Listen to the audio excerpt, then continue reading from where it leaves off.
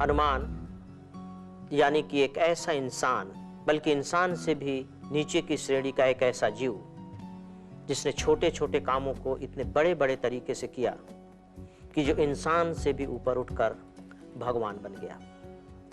तुलसीदास जी ने हनुमान को जिस तरह से रचा है, वो केवल अपनी तरफ से ही नहीं रचा है, बल्कि हनुमान ने खुद भी अपने आप को रचा है।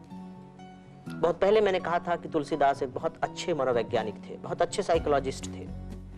वो आदमी की साइकोलॉजी को बहुत अच्छे तरीके से समझते थे और बहुत छोटी छोटी चीजों को बहुत गहराई से देखकर और फिर अपनी बात कहते थे। हनुमान जी ऐसे ही तुलसीदास की रचना है और जाहिर है कि जब हनुमान खुद काम में लगेंगे तो वो उसी तरह के मनोविज्ञान को अपने कामों के जरिए व्यक्त करेंगे। अब आप देखिए, एक छोटा सा बड़ा खूबसूरत उदाहरण है कि हनुमान जी सीता के सामने हाजिर हो चुके हैं, बातचीत होती है, वे सीता को विश्वास दिलाते हैं कि मैं राम का सच्चा दूत हूं, राम आपको लेकर बहुत चिंतित हैं, आश्वासन देते हैं कि राम आपको यहां से मुक्त कराएंगे। जब सारी ये बातचीत खत्म हो जाती है तो अब हनुमान जी का जो स्वरूप हमारे सामने आता है वो बड़ा खूबसूरत स्वरूप है और बल्कि हमारे सब के बहुत काम का स्वरूप है।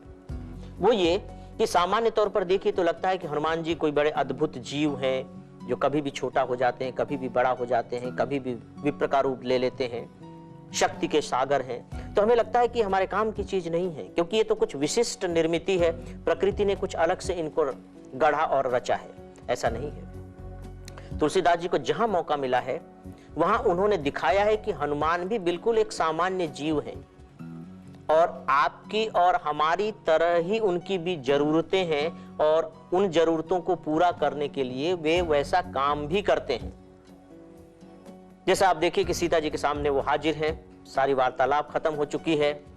अब वो सीता जी से क्या कहते हैं? सीता जी से कहते हैं कि सुनहु मातु मोहि अतिशय भूखा, देखि लागी सुंदर फल रूखा। क्या खूबसूरत पंक्तियां हैं। अब आप देखिए कि हनुमान जी सारा काम निपटा चुके हैं। अब कहीं जाकर उनकी बायोलॉजिकल क्लॉक ने काम करना शुरू किया और उनको भूख लगी है।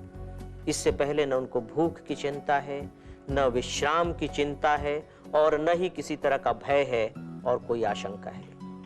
अब जबकि सारा काम समाप्त हो चुका है, लगभग सीता जी का पता लग चुका है, उन्होंने उनको आश्वासन दे दिया है, काम खत्म हो गया। अब तो वो बड़े आराम से श्री राम के पास लौट सकते थे और संदेश दे सकते थे, क्योंकि उनका काम केवल दूत का काम है, पता लगा करके आना है।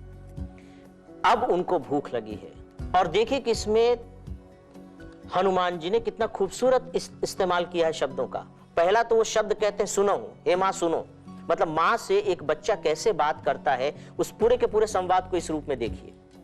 पहला तो वो कहते हैं कि सुनो, अब सुनो मेरी बात, अभी तक तो मैं आपकी बात कहता रहा हूं लेकिन अब मेरी बात सुनो। और फिर इस्तेमाल करते हैं मातु, न तो वो जनक सुता कहते हैं और न कोई दूसरा संबोधन कहते हैं मातु, क्योंकि वो इस बात को जानते हैं कि मां अपने बेटे से सबसे ज्यादा प्यार करती है। और दूसरी सबसे बड़ी बात है कि अगर बेटा भूखा हो तब तो मां बर्दाश्त नहीं कर सकती, उसके लिए फिर मां को चाहे जो कुछ भी करना पड़े वो बेटे का पेट भरेगी। क्योंकि हनुमान जी के मन में कहीं ये शायद आशंका रही हो कि अगर मैंने सीधे सीधे सीता जी से कहा कि मुझे अब इस बगीचे के फल खाने हैं तो शायद बात न बने, वो मना कर दे, क्योंकि बगीचा उनका तो था नहीं, न तो उस बगीचे की मालिक थी न बगीचे के मालिन थी, तो वो कैसे अनुमति दे सकती थी, क्योंकि उनके अधिकार क्षेत्र में था ही नहीं। तो ऐसी स्थिति में सीता हो सकता है कि सोच विचार करके मना कर देती, लेकिन नहीं, हनुमान जी जानते थे कि अगर मैं मां संबोधन दे दूंगा तो मां तो कम से कम बेटे के रूप में अपने बेटे को मना नहीं करेगी, फिर तो हाँ ही होगा। और उसमें भी तीसरा शब्द देखिए, अतिशय भूखा, हे मां मुझको थोड़ी मोड़ी भूख नहीं लगी है कि तुम वैसे ही टाल जाओ मेरी बात को, मैं तो बेहद भूखा हूं और तुम सोच सकती हो कि मैं कितनी दूर से आया हूं, तो अतिशय भूखा।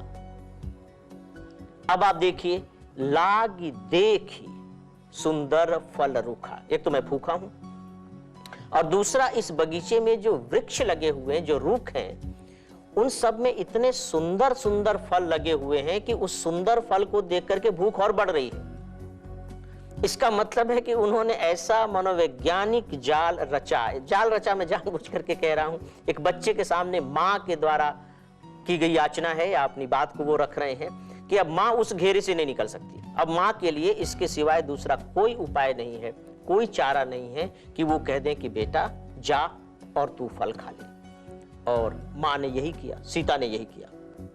सीता ने आदेश दे दिया, अनुमति दे दी कि जाओ तुम फल खाओ, और हनुमान जी फल खाने चले गए। और सबसे मजेदार बात है कि अगले प्रसंग में आप देखेंगे कि हनुमान जी जो फल खाने की जो बात कहते हैं, तो उनका मकसद केवल फल खा करके अपनी भूख मिटाना था या कि कुछ और भी था? भूख मिटाना तो बहुत छोटा सा हिस्सा था। उनको तो राजकाज की चिंता थी, और उस राजकाज के चलते फिर वे बगीचे में जाकर के, उस वन और उपवन में जाकर के फिर क्या करते हैं, उसे हम अगले एपिसोड में देखेंगे। फिलहाल मैं इतना जरूर कहना चाहूंगा कि हम जब भी किसी के सामने अपनी बात रखते हैं, इस तरीके से रखें, इस प्रभावशाली तरीके से रखें कि वो हमारी बात को काटने में उसको 10 बार सोचना पड़े, और हम उसकी मानसिकता को समझें कि सामने वाला किन बातों से प्रभावित होगा और किन बातों की वजह से वो हमारी बात को स्वीकार करेगा। तो दोस्तों, आज बस इतना ही।